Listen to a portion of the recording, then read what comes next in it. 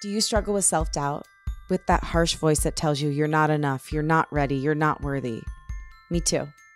I honestly think every human being does. At one point in my life, I thought maybe there would be a day when I would arrive when all of my self-talk would just be beautiful, flowery language of encouragement. But now, at my advanced age of 36, I've realized that maybe that inner critic voice will never fully go away, and that's okay. But there are a lot of things I can do to quiet the voice down and make sure it's not the one that's making decisions for me and sitting in the driver's seat of my life. One of those things, as I found out from this conversation you're about to hear, is empathy. Yeah, self-empathy is a thing. So we're going to get into empathy for others, empathy for ourselves, and where it intersects with our creativity. Stay tuned for this episode. You're not going to want to miss it. Welcome to Unleash Your Inner Creative with Lauren LoGrasso, my sweet creative cutie. I'm Lauren LoGrasso. I'm an award-winning podcast host and producer, singer-songwriter, public speaker, and creative coach. This show is meant to give you tools to love, trust, and know yourself enough to claim your birthright to creativity and pursue whatever dream or goal is on your heart. And today's guest is Mimi Nicklin. Mimi is the internationally best-selling author of Softening the Edge, the founder of the world's first organizational empathy platform, empathyeverywhere.co, and the host of the top-rated podcast, Mimi You Show. She's also a globally recognized speaker and coach who's leading a movement to bring empathy back to the center of leadership, performance, and purpose. I wanted to have Mimi on the show because of the way she talks about empathy, which is as a bold, actionable skill. I personally am really sick of people talking about things like empathy or creativity as being quote unquote soft skills. They're actually some of the hardest skills you can have and the most important ones for not only living a better life, but also for financial viability in the future. And Mimi and I are so aligned on that. Empathy is something we all need right now, especially if you're a creative who's trying to quiet your inner critic, push past fear, and show up fully in your work and life. From today's conversation, you'll learn how empathy fuels creativity and innovation, the difference between self-awareness and self-empathy, simple ways to bring more empathy into your work and relationships, and why creating community and connection matters now more than ever. Okay, now here she is, Mimi Nicklin.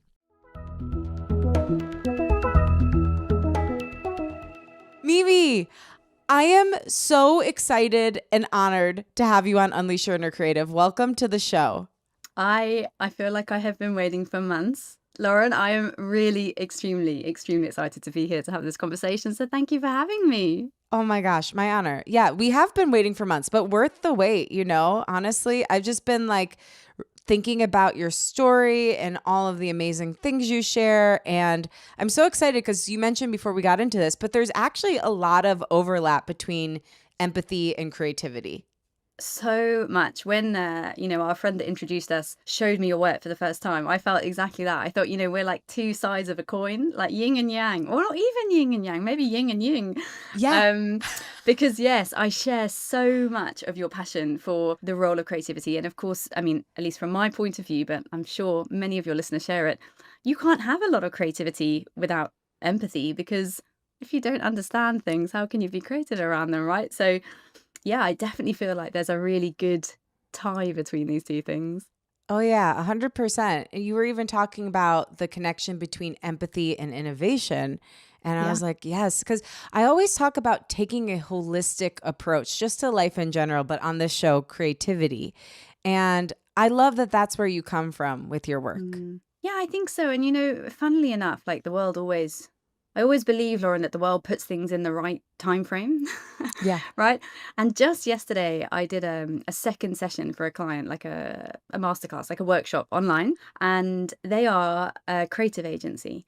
And even though I come from like 16 years of creative agencies, so doing creative work and living in the land of creative ideas, it wasn't until this week that I had to really discipline myself to write up what I thought, because I was teaching someone, so that kind of moment, and I find that all the time in my work, something has to kind of prompt me to put it on paper, because otherwise it kind of stays in your heart or your mind.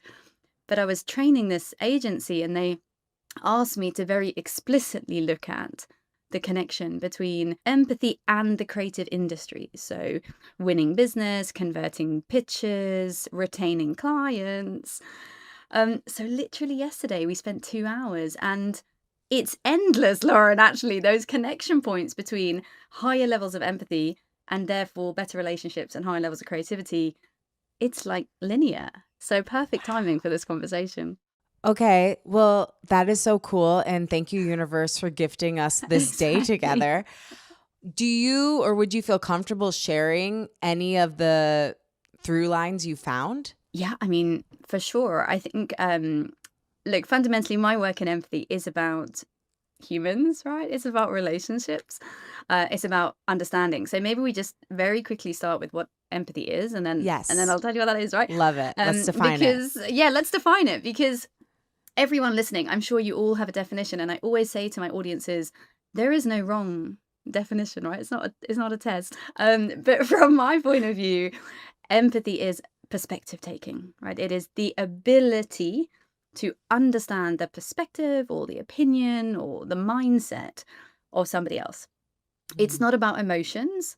It can be, but fundamentally, the skill set that sits in the prefrontal cortex of your brain, you were born with it, is fundamentally about the ability to take the perspective of somebody else. So when I was looking at the creative industries, and this agency were really keen to look at things like retention and loyalty, because the creative industries are, well, AI has shifted things, and they're more competitive than ever before. And I think they're less human than ever before. I mean, like a little bit of my story, a very small bit, but my dad was an ad man, right? So Lauren, do you ever watch Mad Men on Netflix? Of course. Obviously, It's what got me right? to try my first cigarette, but I've only done 2 in my life. But one was after watching Mad Men, and I'd been dreaming about smoking. I literally, Oh, it was like no. 23, had never tried a cigarette, and I was like, I have to smoke. So I I have to tried be one, like and then I them. threw up the whole next day. So anyway, yes, I've watched Nice. it. So that reality was like literally my dad's life. You know, you think, I mean, I'm sure it's a little bit dramatized, but I watched it with him once, and I was like, can you tell me? And he's like in his 70s at that point. Like, is this real? Did you really drink whiskey at like 11 a.m. like at the Ritz in London? He was like, yeah. So anyway, I go off track. So my dad was an ad man, so I grew up wanting to be in advertising, which is quite a rare thing. Most people sort of fall into the creative industries, or at least the sort of commercial side of it. But for me, that was my dream from like 12 years old. And I spent most of my career there before I kind of shifted my focus. And the point of that story is to say that it was a very high and very intense, right? It still is probably, but slightly differently now. Very high intensity, high energy, high human industry. When I sat with this team yesterday for the session, but in the run up for it with their HR leaders, it struck me so much how transactional the creative industries have become. And, you know, you could see it over the last, I guess, decade. But most of their questions are about financial negotiation and managing procurement. And, you know, one of them finally put it in the chat box, and I was like, you know, thank gosh someone said it, which is they spend so much time putting down their clients, saying, oh, they don't know what they're doing, they're stupid, they're irritating. It's become so transactional. So when you say what was the kind of through line for the webinar, for me it was quite simple, I guess. It was saying, if you have better relationships, right? If you can make your relationships with your client just more enjoyable at the very simplest, you are going to grow, because people like to spend time with people who like people, right? So Yes. yeah, so I mean, that was the premise. There's loads of data points and stuff, but fundamentally it's about reminding people that we're all humans. I don't even know where to start because I have so many follow-up questions from that. That's brilliant. And I've seen it too. You know, like, I don't think you could have been in the workforce for the last decade and not see what's happened. So many creative companies have gone from being creative companies to running like a spreadsheet. And it's really disheartening to see a place that was once a thriving, breathing, working together organism go into like, I don't know, just gray out. It's really, really sad. And I think that makes so much sense. I heard a statistic you said on another podcast I listened to where you said like empathy's gone down by 48% in the past 3 decades. Do you Yeah. attribute that to technology? Like, what are some of the reasons for it? Yeah, I don't attribute it to technology. I think that tech has a role, social media has a role, and that is like people's favorite demons, right? They want it to be because of that, because it makes them feel better. You know, I heard this morning, Lauren, Goldman Sachs talking about 330 million people who are going to lose their jobs to AI, right? Which is, of course, half the story, because some of them will lose their jobs to AI, but AI will create new jobs. So some of them will just get new jobs, right? So people love to demonize the world of technology and what's going on. But did that kill our empathy? No, we did. Right? So there's many parts of it. Urbanization, right? So the fact that so many of us, and we're talking over 30, 40, 50 years, have moved to cities, right? We've left our hometowns where we kind of came from. Globalization, you know, in most teams now around the world, you have people from all around the world. You know, if you go to somewhere like Singapore or Dubai, which is the side of the world I live on, you can quite easily have 19 or 20 nationalities in a team, right? In the same office, not even across borders, but actually sitting together. Technology, yes.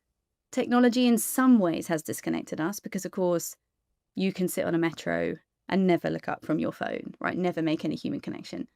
But at the same time, you and I can hang out on what is, for me, a Friday morning and, you know, start the day with my coffee and Lauren, and we've never met. And perhaps, I mean, hopefully not, but perhaps we'll never meet in real life, right? So technology also connects us. So there's a lot of shifts around here. Fundamentally, we are lonelier now than we have ever been at any point in history. In fact, the statistics will show you that 52% of us are lonely. That's a lot of lonely people. Yeah. So there's a big part of this, what we call empathy deficit, this lack of understanding of each other in the world. And, you know, we need to turn it around fundamentally. Well, I like that because it's a much more empowering view than just being like, oh, it's not our fault. Like we are just like, just following technology and we're all addicted.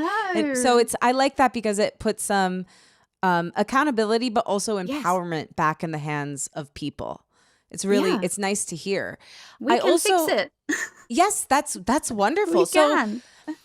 And I want to get into that. Like, what are some ways you've seen, proven ways in people that you can begin to build empathy? My favorite one is so simple. My favorite one is just to use people's names. Yes. I've realized in this journey, Lauren, that we have to really break this down, which is why my definition is also super simple, right? Perspective taking. That's it. Like, that's the only thing you have to remember. Because we're failing so much in our human connection, in empathy for all the people out there, all your listeners, everyone I ever get to talk to, in empathy for the world they are living and working in. Let's not give them a framework. I know HR wants a framework, right? But people don't really want a framework. Maybe they do if they're going through a process.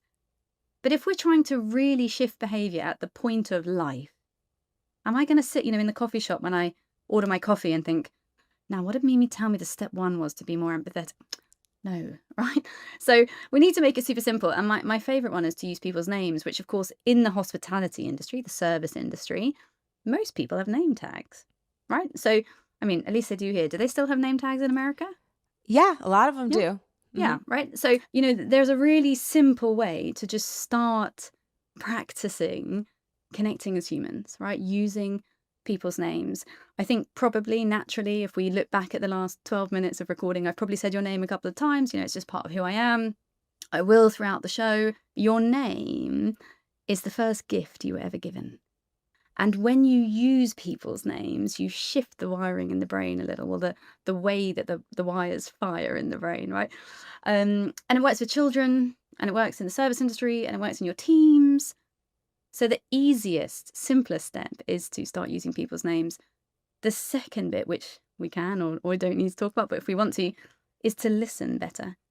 Because fundamentally, if you want to understand other people, whether that's for creative purposes or whether that's for, connection purposes, relationships, you have to listen. Because if you don't listen, how will you understand, right? Listening is the backbone. Listening is the backbone to everything, but certainly to empathy. So a lot of my work is in not even teaching people, just reminding people how to listen better. Yes, I love that. So those are two really simple things. However, I always thought I was an amazing listener, okay? I've been given this accolade throughout the course of my life. I host a podcast. I have been told I'm a great listener. When I started dating Tim, he was like, "You don't listen to me." And I was like, Oh no. this is feedback I have never gotten. And what I found out was that we had different definitions of what listening is. So to me, listening was just retaining information. Like I could, if he said like 15 things to me, I could spit back the entire list and I had listened, okay? In my head. What he meant by listening was seeing him, holding space, taking him in and giving him the space he needed to like share his story, because he doesn't work at the same clip I do. I'm very quick, I'm clipping along. I've got like some Sicilian fire in me. He moves at a slower pace, needs more time to process and needs more time to share. So I guess I would ask you, like, what is your definition of listening in terms of empathy? We can sometimes even have different definitions of that. We can. And you know what's super interesting about your story is that the other day I did a session with some female entrepreneurs in Southeast Asia. And so we were in Sri Lanka specifically, and they are in like an entrepreneur's incubator, right? These women. And we did this masterclass on listening and how to use listening to build your business and that type of thing. And at the end, we had open discussion. So there's maybe 18 women or 20 women. And very quickly, the conversation came to your story, right? But can we talk about listening with our husbands and in our relationships? And many of these women are Muslims, and many of them have arranged marriages, which is a very positive experience for anyone listening who doesn't know much about them, right? There's a bit of a misunderstanding of that. But these women are very happily married to men that their families introduced them to years ago. But what that means is that you fundamentally marry into a new family that you don't really know, because the families choose on different levels of criteria, which tends to be extremely successful. But being able to listen, like you just said beautifully then, Lauren, means really different things to different people. And there was this one woman, she was probably maybe early 30s. She told this story to the group, and it was very similar to yours. She said, we had this marriage, we were very happy. By this time, they have 2 or 3 children. And it's really not going well, this marriage. But she doesn't want the marriage to break. And culturally and from a culturally religious context, right? That's not something she wanted to break, this very important family bond. And so she said she had to sit down with her husband and have this exact conversation and say, listen, we need to talk about what listening means to you, what it means to me, and more importantly, how we practice it. So therefore, how does it look, right? So I tell that story because I think the answer to your question is less about my definition versus your definition and more about how you live that listening experience. So I'm going to answer it that way, Lauren, and say that there are a couple of signals that really define what listening is. And the first thing is to understand that listening and hearing are 2 very different things.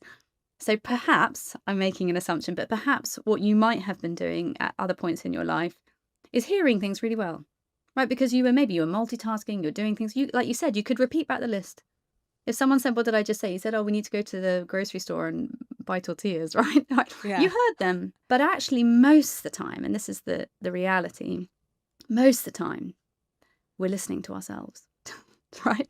So for anyone listening, if you imagine sitting in a meeting, for example, at work or on a Zoom call, and someone in that meeting is saying, we're going to need to move the deadline because we can't do this, and we have to move the photo shoot. In your head, you're thinking, no, we can't do that because I don't have enough time for this. And then I'm going to have to call the photographer and all this stuff is going on, right? You can hear them, but you're listening to yourself, right? So the key thing to understand about listening is that hearing is passive. Listening is active. And therefore, regardless of kind of what you think listening is and what your husband thinks listening is as a definition, the most important thing is to show activity, right? In that really kind of intentional listening. So things like eye contact, things like using people's names, things like smiling even, things like nodding, little noises you can make like, mm-hmm. That doesn't matter what language you speak or what culture it is. Signals that show people, often subconsciously, that you are with them. So you can listen to be in agreement. You can listen to be in disagreement. But the best form of listening is to be with, just to be with them. So yeah, there's many kind of ways to learn it, but that would be how I describe it. I love that. Be with them. Be with them, right? Yes. Isn't that nice? It's so nice. It feels very comforting to think about. Yeah, it's amazing too, because when Tim pointed that out to me, I was like, well, I don't know what you're talking about. It took me like months to even be like, okay, he's got a point. And then now that I really have changed the way I listen and sit with him, it has caused me to have different standards of what listening is. And I realize, and I love my family of origin so much. You know, I come from a big Italian-American family. We're very close. But this is a family pattern. This is a cultural thing within my family where we kind of like all talk over each other all the time. And we think we're listening, and there's a lot of love and a lot of respect. But like half the time, my parents don't hear what I say, you know? And so it was like, wow, it's amazing when somebody makes you, when somebody invites you to shift your standards for them, you know, to give them something they need. It also shifts and increases your standards for yourself. Because now I need more out of a because you're conscious relationship. of it, right? Yeah. And the thing is, you know, nearly always the lack of listening, like as soon as you said I'm from this big Italian family, like I was like, yeah. Like I know I have friends in those families, right? The noise, the chat, the, like you said, the love, the passion, right? Around those tables and meals and stuff. It's well intentioned. Nobody around that table in your family or any other family is not listening because they don't love you or because they're not interested in you. They do love you and they are interested in you, but in their intent to help you grow, to give you inspiration, to answer your problems or your challenges, people talk, right? So as you said, it's not until you really bring awareness to someone and say, but actually there's a huge power in acknowledgement over action. Right? People generally, Lauren, whether it's your family, your best friend, somebody at work, they don't need you to fix. They just need you to listen. And if you look at the life coaching industry and the huge growth, right, in coaching, I think $1 trillion by 2030 is the prediction. Wow. People are so desperate to be heard, they are paying people to listen to them, right? And I can't say that that's all bad. There's not loads of bad people out, right? It's not that people don't want to listen. It's just we don't teach it, right? We tell people to listen, right? We say to our children, listen to mommy, listen to daddy, listen to teacher. I tell you to listen better. But who's teaching us to listen better? Because this is a skill set. So you're right. Sometimes when you're aware of your own standards in that way, it shifts how you see things. But we have to bring everyone with us because there's just simply not awareness around this. And sometimes, Laura, when I do my like workshops and stuff, in the first coffee break, somebody always, normally a man, will come to me and say, Mimi, I just realized I haven't listened to anyone in my whole life. Well, hey, that's self-aware.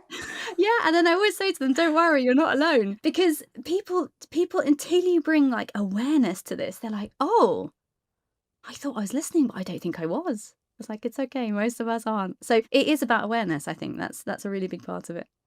And I love something else you said earlier, because it also, again, aligns with what I talk about with creativity. And that is that empathy is something we just have to remember. I heard you again say on another podcast, 98% of us are born with empathy and like the ability to be empathetic. The same thing with creativity. A NASA study found that 98% of us are born creative geniuses. Oh, I love But that. by the time they followed this group of kids, and so by the time those same kids, the 5-year-olds, turned 31, the numbers had flipped. So it was only 2% creative genius, 98% not. So that is literally something I say in my keynote, that creativity isn't something you need to invent or conjure. It's just something you need to remember. Why is empathy the same? How does it get knocked out of us, and how do we start to call it back? I paused because I was just reflecting on your sentence, because I love that you said that, because I say pretty much the same sentence as you mentioned there. I mean, my favorite thing to say at the moment, for sure, is that this is not a concept, it's a memory. You were born with this. And I only started saying that about maybe 3 or 4 months ago. And when I discovered that sentence, it came to me on an aeroplane. Everything comes to me on an aeroplane. The Even best. your podcast stuff you were saying comes from some trip on Delta, right? The Yeah. power of air flights. But when I had this sort of realization, exactly to your point, that this is not, again, I'm not teaching a framework. This is not like some newfangled corporate something. It's just about remembering what we were born with. When 2 babies are born equally sick, the one that gets more empathy outlives the other. Empathy is an evolutionary skill set. Like I mentioned earlier, it's built into your brain, right? It is there to ensure the survival of the human race, not just thriving. You will thrive, right? If you use this more often, your relationships, your workplace, you'll get promoted quicker. All kinds of great things happen, right? But fundamentally, we're talking about the survival of the human race. And as you touched on earlier, we have 3 decades of decline of this human ability to connect to other people. So if you think of us as cavemen and women in, tribal times, when we lived in forests and mountain ranges and stuff, we knew that if someone got disconnected from the group, if they left the group, either they died or we did. We knew that. We knew that we have to be together to do well. If you ask our children, they know this. Like to your point there around the NASA research, right? We are born with these things and then we forget them. So there's this video clip that I use of my own daughter. She's 7. Her name is Umi. And in this video clip, I'm recording some content at home, and she came home and in her 7-year-old way said, why do you get to be on camera and I don't? So I was like, sure, come. So she comes and she joins me. The camera's rolling, so she comes. You can see in this video, like, her hair's messy. She's not, like, it's not pre-planned. And I say to her, what should we talk about? And of course she says, empathy, mummy. I'm like, yeah, well trained. So I ask her what listening is, and she tells me. And then I say to her, Umi, what happens if I don't listen to you? And she thinks. And she says, Mummy, if you don't listen, I think that you don't care and you don't want to be my friend. She knows. We know, right? We know that when we're not listened to, you don't attribute any value to me, right? And then all of the work you do in kind of finding confidence and finding your purpose and all those types of wonderful things that you talk about, you can't get there if no one's listening, because your brain, yourself, you'll be full of, am I not good enough?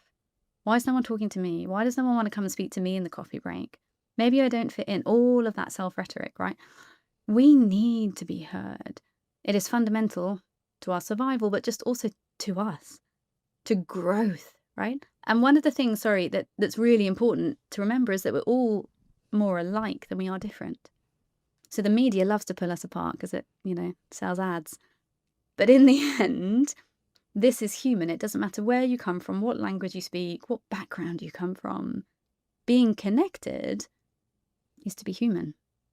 I love that. I heard you say it sells ads, and being that you Mimi, are an ad professional, you watch your dad do it all your life. I'm just curious, like, the thing I've been asking myself a lot lately, seeing the state of the world and how many people do really seem to think they're completely different from the person living right next door to them, and therefore have contempt for each other. I keep asking the question, could we do it differently? Could it be different? With ads, let's just take one thing. Could they do it differently? Could that be done differently? Could it be done from a heart-centered place instead of a place that puts people at odds and in lack? Yeah, of course, like 1,000,000%. Of course it can, right? To your first question, can we do it differently? Yes. And can advertisers? Yes. But I think the biggest challenge, and the more I think about this, is speed, right? We are all totally obsessed with winning now, right? Like let's pretend I am Sarah Jane and I decide to start sarahjanespodcast.com today. Tomorrow, I want to be number one. Tomorrow, I want 10,000 downloads, right? And we're so desperate to win so fast that we will pay anybody or anything, whether that's, AI mechanics, or we buy followers, or we buy ads to buy us followers in order to achieve that. To not subscribe to that, which is what I'm trying, right, Lauren? I tried to do this, is hard and gets harder the more successful you become, right? Because the more successful you become, the more successful people think you should become.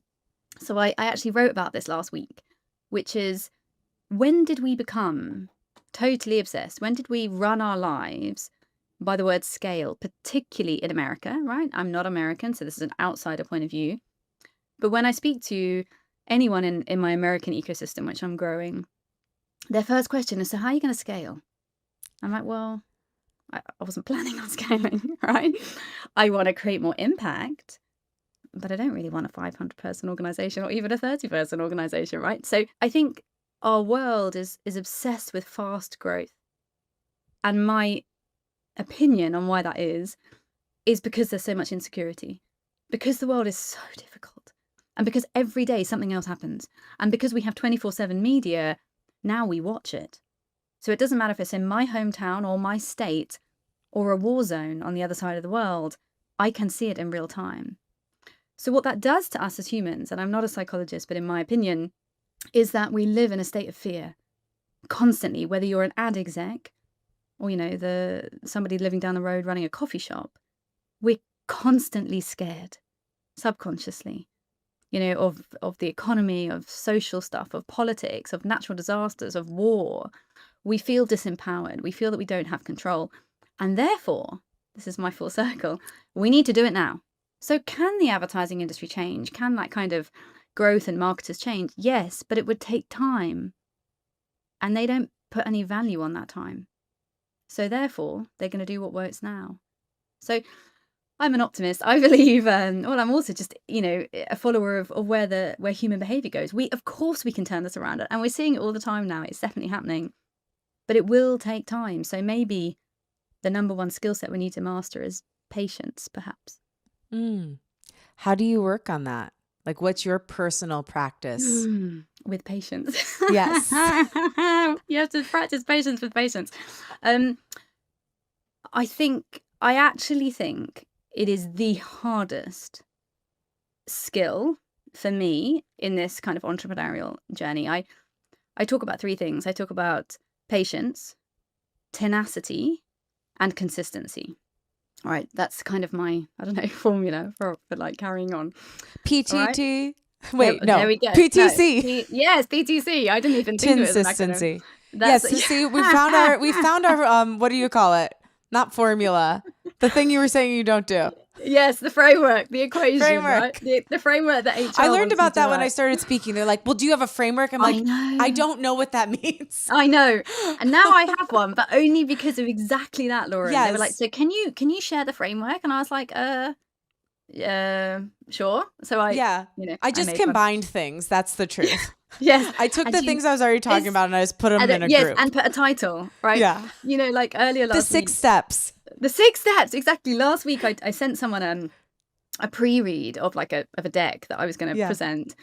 And this person wrote back and said, but could you please add just a slide that has like key takeaways, right? And I was like, and so I said, of course, like no problem at all. And then I looked at my deck and I thought, well, that last slide is key takeaways. So I just added the word key takeaways. And then she was like, thanks so much for the changes. And I was like, you're really welcome. Anyway, what were we saying? We were talking about how you build patience, and you said PTC. Oh, I love that you gave an acronym to my thing. Yes. So patience, tenacity, and consistency. And I think you have to, they kind of go in there we go. They kind of go in a circle, right? Because in order to keep practicing patience, you have to be very consistent, because patience by its definition, as we just spoke about, is slow. And even though I subscribe to this and I believe in this, sometimes you want something a bit fast, right? Mm-hmm. Sometimes you think, I just spent like an hour on this post and like 28 people saw it. right? Is that really a good use of my time? And even though I'm like anti analytics in that way, you can't help it, right? Because especially as a solopreneur, right? Everything you do costs time, costs money, costs team work. So I think patience is just a continual practice of patience, of reminding yourself. And for me, I have a phrase that I use, and I always say it to myself, which is, this is a 10-year game, not a 10-minute game, right? And I go to my coffee shop and I tell myself, 10 years, not 10 minutes. And that kind of helps me reset. Often, I think, Lauren, and maybe you see this in your work as well, we have to mentally say things to ourselves to swap the brain, because the conscious mind leads this subconscious. And it is the subconscious mind that's going, you should be quicker, you should have 28,000 likes and not 28, all that stuff, right? Because it's absorbing information all day. So that ability to use words in your head, or you can say them out loud, resets the subconscious. So that's why I say to myself all the time, 10 years, not 10 minutes. It helps. Try it. It definitely does. I mean, I think that this is a really, really hard. It's hard to unlearn getting your worth outside of yourself in a world that consistently tells you that's where you should look. I know. And so it is that when I turned 33, I don't know if you know, but that's like the year Jesus died. But like in the spiritual world, everybody says like 33 is your Jesus year. And so I thought that was going to be a good thing for some reason, even though he was crucified that year. I was like, that's amazing. My Jesus year is going to be amazing. It turns out it was a year of deep spiritual lessons. But the biggest one was realizing, oh, like I could get everything I want and still not be happy, or I couldn't and still not be happy. So I guess I have to stop looking out there and start looking in here. But it is something I have to work on every single day. So I don't think that these things, like patience in the world we live in, is a daily practice. It's not like learned it and now I'm good. Yeah, it is. It is a daily practice. And that's why I said I have to say it really like consciously to myself. And sometimes, some days it doesn't cross my mind. Some days I'm totally relaxed. I guess as a creative, because I'm extremely right-brained, I'm like, and this is the other reason when people say to me, how do you want to scale? Do you want to scale? And I think, I don't even know what scale is really. I just like creating content around empathy. I just like helping people have empathy. That as creators, we put our love, our heart, our soul. I've seen you singing, Lauren, on your Instagram page. To be able to sing that well, you have to mean it, right? To be able to create that. And when someone doesn't respond to whatever that product, that thing is, right? A song, a post, a podcast episode, a video you made, it doesn't matter, a piece of art, right? Yeah. When you don't get the recognition, the acknowledgement from something you poured into, it's exhausting. It's demoralizing, but it's also exhausting. So I think that's partly why we're constantly looking for external recognition. And again, back to that point of, social media and just media at large, your competitive set is so huge now. So if you think maybe 50 years ago, if you were an artist in your hometown, probably you were the only one. There may be someone else, but they were probably doing a different type of art. But today, if you're an artist in some small town in, I don't know, Oklahoma, right, your art is on Instagram against the entire world's artists, right? Yeah. So there's a lot to be impatient about, right? Because you think, well, why did this similar artist in Paris do better than my Instagram post in Oklahoma? That's not fair, right? My art's better than his art. And the reality is it's not really fair because of algorithms, because of budgets, because of power, because of investment. The playing field is different now than it was when us humans began our journeys. And I think we're still catching up because it's just too fast for us, right? Things change every day. And that just gets faster. It didn't used to be that fast. Well, all this leads me into the thing I saw on your website that kind of blew me away because I've never heard of this term before. I talk about self-love on this podcast almost every single episode, but I have never heard anybody talk about self-empathy. Can you define what that is and why it matters? Oh, yes. It's really funny because when I started talking about self-empathy, well, this journey for me is only 4.5 years old. So it's been a relatively short time. And when I started talking about self-empathy, even for me, I was like, why? why do I know what this is and nobody else seems to know what this is, right? As you said, you never heard of it. What's interesting is you hear a lot about self-awareness, self-compassion, many other things, self-kindness, self-love. But for some reason, people don't talk about self-empathy. But if you put that into context for a minute, if you know you're anxious, right? I recognize I am self-aware. I know that I'm an anxious person. If I don't understand why, how am I going to fix it? So self-awareness without self-empathy, understanding, is kind of misplaced. Because to be aware of something but not understand it doesn't help you progress ever, whether that's inward, like you, self-empathy, or empathy in the world. I can be aware that my team in the workplace is underperforming and miserable. But if I never have any empathy to understand why, I can't fix it. So self-empathy is the same thing, but internally, right? Self-empathy is the ability to understand yourself. What drives you? What do you love? What do you not like? Where do you do the best work? For me, Lauren, it took until my 30s as well to be anywhere close to getting this right. And one of those examples to bring it to life is that I don't do well if I'm alone for too long, right? So if I work from home for a week because of, I don't know, my daughter or something, for the first 2 days, I'm like, this is awesome. Right? I can work in my pajamas, right? This is amazing, or whatever I'm wearing. But by day 3, I feel a bit weird. And it always takes me maybe 30 minutes. And I'm like, I've been alone too long. All I need to do is sit in a coffee shop. Literally, 6 minutes into the mall, I'm like, okay, we're good, right? I need to be around people. That is my self-empathy that tells me that. It's my understanding of me. I'm just rubbish on my own. I feed off the energy of other people. And by the way, I'm an introvert and not an extrovert. So that kind of definition that everyone says out there, that introverts get their energy from inside and extroverts get their energy from people. I'm an introvert, but I get my energy from people. So yeah, self-empathy is that ability to understand yourself. And we have 2 forms, inward and outward. Inward is self-empathy, so understanding of yourself that you can solve for. I know I do better work after a run. I know that. I can act on it. I'll go for a run. Outward self-empathy is knowledge of yourself that somebody else has to shift something to impact. That would be you and your fiance. That would be when your fiance said to you, Lauren, I don't feel you are listening and it's making me feel disconnected.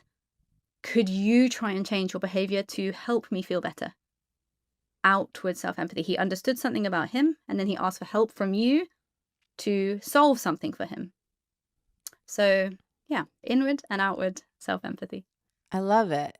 So something I talk about on the show a lot is self-knowledge. I am a little confused. What's the difference between self-knowledge and self-empathy? Are they different? Do you know what? I never heard of self-knowledge, but I think I would say self-empathy is probably deeper, and maybe we're kind of, clutching at straws, because as I said in the very beginning, I think the simplest things in life are always the best. So arguably on the surface, they're probably very similar. But I think probably the difference between knowledge and empathy as concepts is that, and I'm not, a dictionary, but when I hear you, knowledge to me feels very surface level and top. I know that this is a watch. I know that, right? I know it's a watch. It's knowledge. Empathy has depth. Empathy is about understanding. So I know Lauren has a podcast and she talks a lot about the role of creativity in life. But do I understand you, your drivers, your purpose? Well, not yet, because we haven't hung out. So I think self-knowledge is probably closer to awareness. It's, I know that. That's very different from I understand that. That would be my... But listen, I'm talking, because I never really thought about self-knowledge before. So I'm talking on the cuff, but I think that feels right. I think that's interesting. So would you say that's true with empathy too? It's the difference between knowledge and understanding? Yes, for sure. From an empathy point of view, I think that's true. Again, you can know that someone's unhappy. That doesn't mean you understand.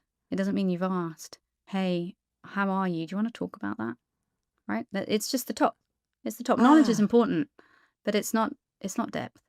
So it's the knowing plus the why. Yeah, the why, exactly, the context. That's why I always say empathy is perspective taking. It's about forming a perspective around why someone in your team is doing worse after their promotion. So you have this great performer in your team and you say, listen, Mimi, you're doing brilliantly. I'm going to promote you. And you expect that that's going to be great and Mimi's going to carry on growing. And then you realize a couple of months later, she's not doing as much as she used to. She doesn't feel as motivated. Like, what? Why? Right? That's your empathy. Knowledge is, I can see she's not doing as well as she was. Empathy is to say, why is she not doing as well as she was? So yeah, I'm making like a T because I'm a visual person, right? Like the knowledge is across the top and the empathy is going down the middle. There we go. We created a new framework. We gotta add it to the HR will be slide. thrilled. Yeah, the slide is already formed in my head. I might can actually make picture it it. and send it to you. I'm seeing you pointing to it right now. Oh, funny. So for somebody, because inner critic also is a thing that I know really holds people back from pursuing their creative passions. So for somebody who has a really loud, judgmental, or even like a paralyzing inner critic, how can self-empathy soften that voice a little bit? I think it helps you understand where that critic is coming from. And I had that critic was like my best friend until my my early 30s probably. At some point in my late 20s, I was living in Hong Kong, and I can remember coming home from a work event one evening. I was probably like 27 or something. And I came home to my tiniest apartment you can imagine in the whole wide world. And my brain, like my anxiety was like going bonkers, right? This critic was like, did you say enough? Maybe you didn't say enough. Maybe they didn't like you. Maybe you never, all that stuff, right? And I remember it was just exhausting. And I can remember that particular occasion, but I think it happened all the time. I think in those years of my life, even though I was doing very well on my career and I had been moved to Hong Kong and I was a senior account director or something, I was like, had some great title in a team and all these things. But I just felt like maybe it was because I had been promoted so quickly. I've never really thought about this, but maybe I had just moved up so fast that I wasn't able to keep up with what people thought I could do. So that inner critic was really a lot for me then. Self-empathy helps you work out why. What is it that's making me feel like I don't fit in, or that I'm not good enough, or that I'm concerned about this? And again, talking earlier about time, you have to slow down to do that work. For as long as you keep running, you'll keep putting it off and then you'll never understand it. Because it's the same with empathy. I say to people, you can't empathize on, like, when you're running to a coffee shop. You have to stop, right? Even if it's a short time, people say to me, I don't have time for empathy. You can create empathy in less than 90 seconds, but you still need 90 seconds, right? You can't do it whilst running. So self-empathy helps you understand that inner critic. There's a reason that it's there. It's based on an experience or a memory or how you were brought up, or maybe for me, it was about speed of promotion. I never thought about this before, Lauren, but maybe I've been promoted too fast, right? I couldn't. My confidence couldn't keep up with my performance, maybe. So I didn't have a lot of self-empathy then because I hadn't discovered this work and I was very young. But certainly when I moved into my 30s, that became easier for me. And yeah, by my mid-30s, I had my friend, my critic friend had gone away. He's not always gone. Sometimes it comes back. Of course. Sometimes they move back in. You just got to be like, all right, you can sit in the Hi. trunk, but not in the front seat with me. Exactly. You said before I discovered this work, I'm so curious how you did, because I always believe, when I'm coaching someone with creativity or, doing a podcast coaching, I believe the topic we're meant to sit on lays somewhere between our greatest joy and our greatest pain. That it's somewhere in between the two that comes this mission statement of our lives. How did it become empathy for you? Like, what drove you to this work? So the first thing is that when people ask me, how did you find this purpose? I always say I didn't, because it found me. because I wasn't looking for it, I had no intention of leaving the corporate world or ever leaving advertising. I loved advertising. I don't have I have many horror stories of the corporate world, but I don't have a disaster story of why I left. I just left because I found something I love more. And that was a high bar because I loved my work already. So it found me because I moved to Dubai in 2018 to take over a big American business's regional office. And I had come out of corporate. So I had come out of teams with big finance teams and big procurement. I was surrounded by people, people to share business with. And this role saw me all on my own. I went in to run this small business, maybe 40 people. And when I got there, the business was not doing very well, to put it gently, right? And the honest truth, Lauren, I had no idea how to turn it around. I was not an entrepreneur. I'd never run a small business. I'd never been responsible for a P&L other than a client P&L, which is one client, amongst a global business of 50. So at that time, I went to see a coach, like a life coach, a business life coach. And we were having lunch and she was asking me about my leadership style. And at the time, I was talking about intuition, being an intuitive leader. And then she stopped me and she asked me a question that in the end changed my life, because she said, Mimi, is it intuition or is it empathy? And I remember thinking, no way, right? It's not empathy, right? What's empathy got to do with business or me? And today it's funny because obviously I say that word 70 times a minute. But then I don't think I'd ever thought about empathy really much ever. But I went away and I started to research it. And I discovered the empathy deficit that we touched on at the very beginning, this lack of connectivity in our world. And I just couldn't believe that nobody was talking about this. There was really, truly, and still today, there's very few. But then, there was, I don't know, maybe 5 people, all Americans except for me, in the world talking about empathy. That it just was not a thing. So I thought, well, I'm going to talk about it. I just couldn't understand how something so huge, something that was so clearly, at least to me, pulling apart our workplaces and our world. I found this data set at the time about youth death rates. And I read that the second biggest killer of our youth today, so 14 to 24-year-olds, was no longer vehicle accidents, but suicide. So our children, they have such a lack of belonging that they would rather not stay in the world with us. And I thought, somebody needs to talk about this. So Lauren, I did. So I don't remember sort of day one, but I just started to talk about empathy. I started to write. I think for me, right, to work through the challenges of turning this business around, which we did, and it was a happy ending in the end. And once I started, I couldn't stop. And I guess today I'm still going. And about a week ago, we had I said I don't really care about analytics, but it's still interesting sometimes.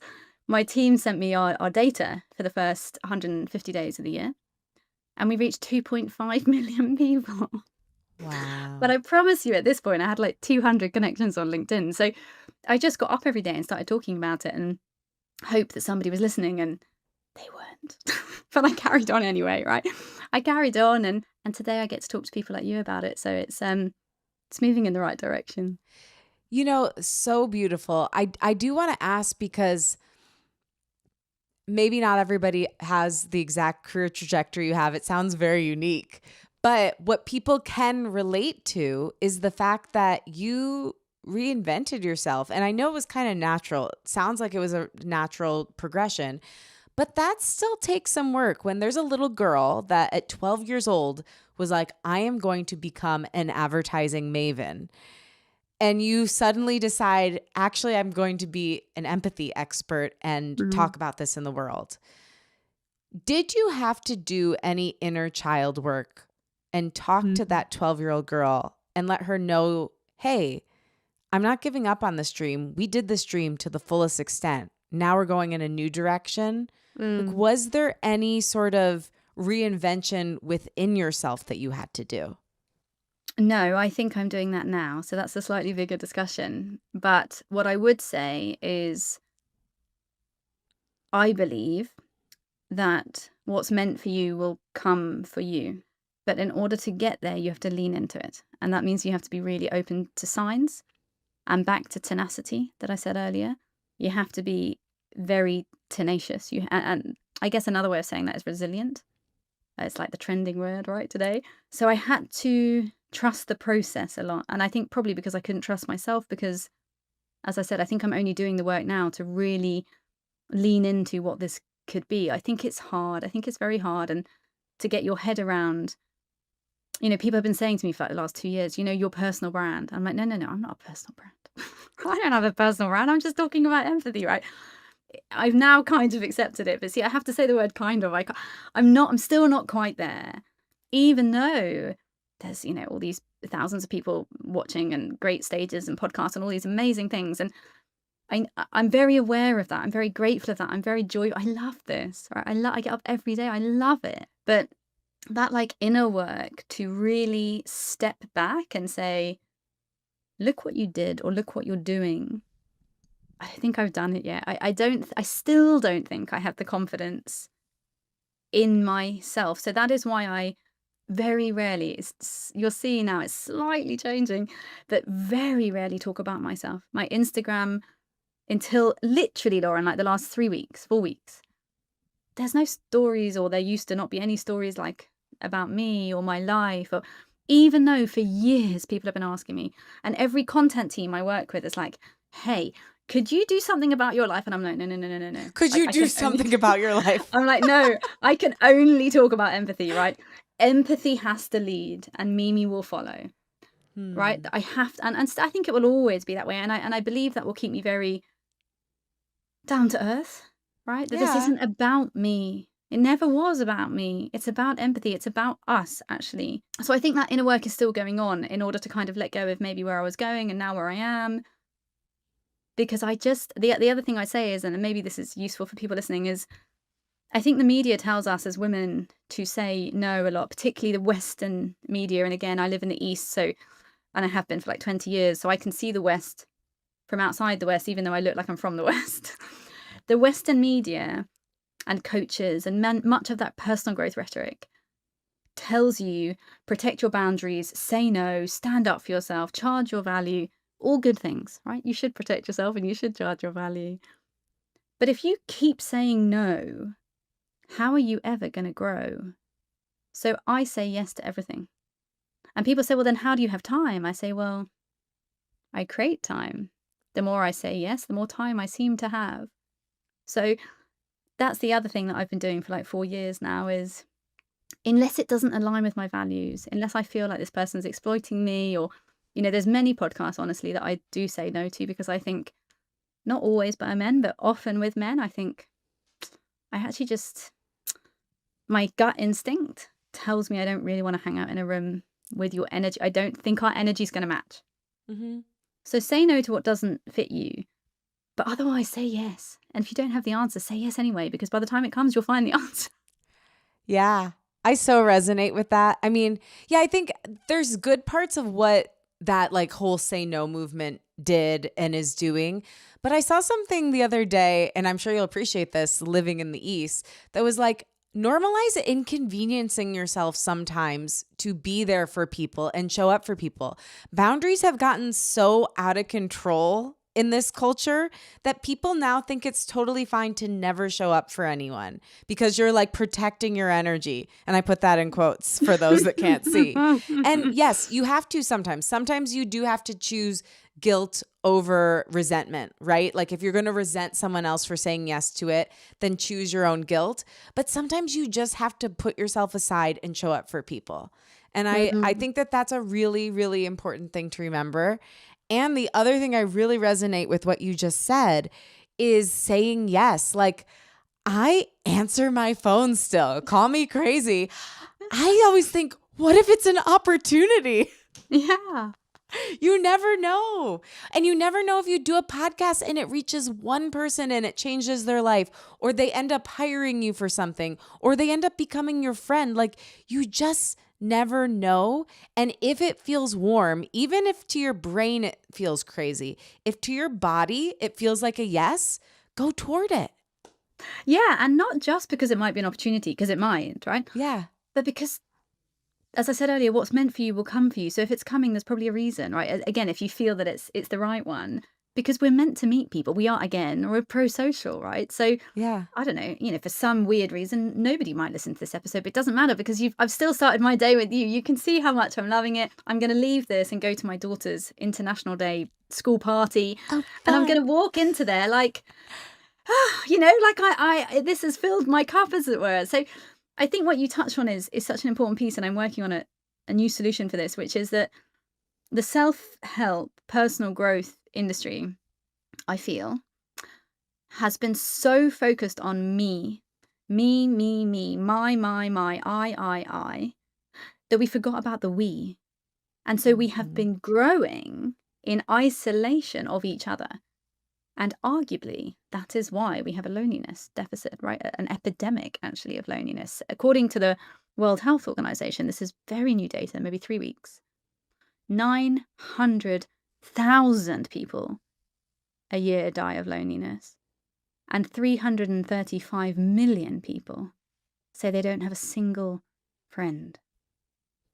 Right? 335 million. So, but perhaps as individuals, they're doing very well, or at least on LinkedIn, they look like they are, right? So I think it is such a huge problem for us that we are growing ourselves without the people around us. And I'll tell you one very short story. I know we're probably coming to the end, but I was recently with a phenomenal CEO on this side of the world. I mean, he's worth, I don't know, probably billions. Really, really phenomenally successful man. And we're having coffee in a hotel lobby.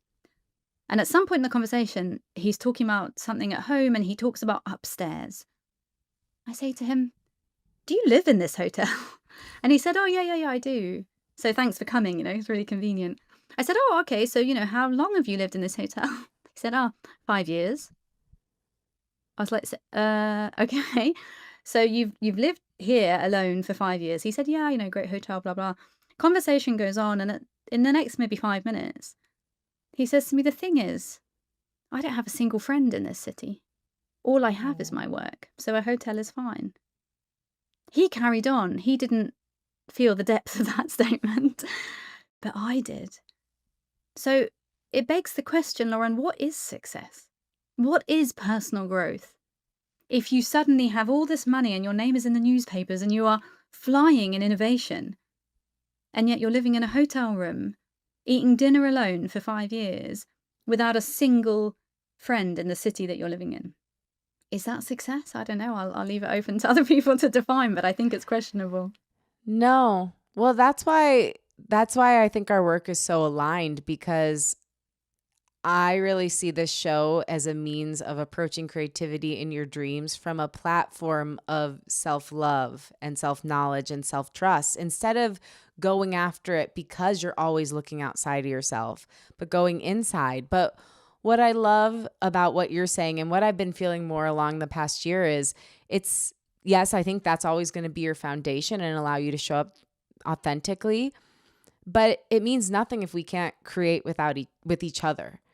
And so I really think the thing I would love to leave listeners with is all these great tools we've shared, that Mimi has shared, but also to encourage you all to find your creative community and make things together. Because no matter how it's received by the rest of the world, if we are making things in community and seeing each other, it's going to help you remind yourself of your inherent value as a person, of the creativity you make, and allow you to be that mirror for others too. Yeah. So thank you for that call to action, and just for who you are. I mean, I have to agree with your social media team.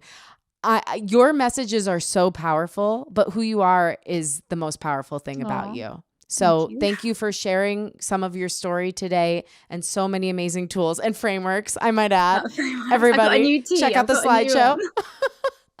one. But I just adore you, and I can't wait to meet you in person. Me And too. yeah, you're just a gift to this world. So thank you for being who Oh, you are, and for all of the amazing no. work you do.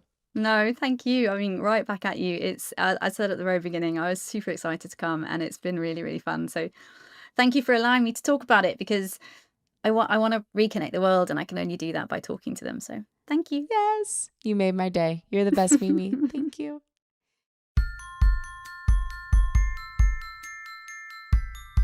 Thank you for listening, and thanks to my guest, Mimi Nicklin. For more info on Mimi, follow her at Mimi Nicklin and visit her website, miminicklin.com.